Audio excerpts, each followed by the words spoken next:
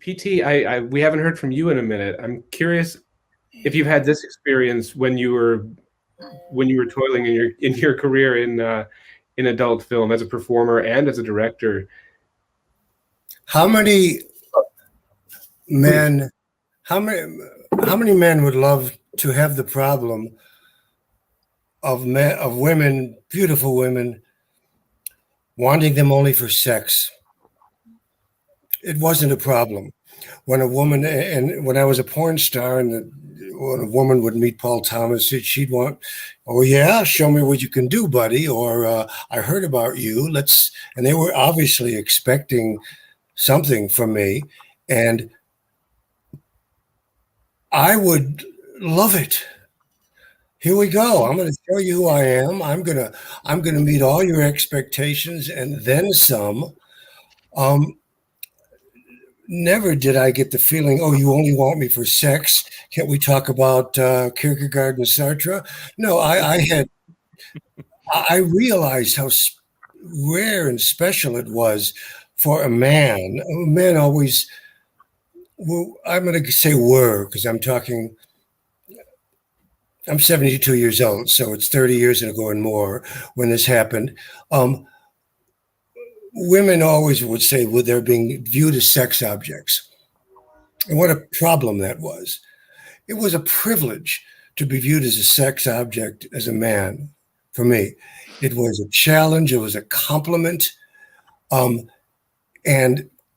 it was a challenge to rise. I said to rise literally and figuratively to the moment, to the expectation. It was wonderful. Well, you bring up a really interesting point, PT, and I'm going to sort of spin this 180, because not only are you talking about being the receiver, but also I think the people giving the attention you're talking about are women. And so far from Reba and Kelly and Kevin, what we've heard about are getting that attention from men. No, men for me, men. Oh, definitely men too. Yeah, definitely. Definitely men and women, polysexual, whatever you can think of. And matter of fact, for men, it was I was recognized by many men who were interested in me for sex, and it was more a challenge that I'm not basically gay. Given the right drug, I can be anything. But did I want to come up to the expectation of this gay man? And as often as not, I would meet his expectations, not because I desired him, but because I wanted to show him, motherfucker, okay, here I come. This is what I can do. I wasn't even into it erotically. It was just a challenge. And never was it a problem to me, oh, I'm being used as a sex object. I knew I was. I knew, the relationships that I had with people that were sexual, I knew those people. Those people were my relationships, and they didn't expect just me to be Paul Thomas. They expected and were rewarded with everything that I can be, but not just Paul Thomas.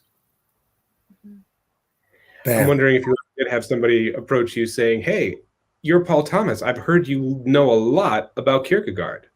I'd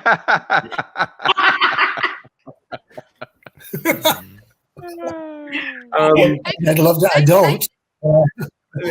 But I'd love to have that discussion. Having someone interested in you just on a sexual level only, if it's in the right moment, the right person, the right time, it's great. But as often as not, it's not insulting. It's boring.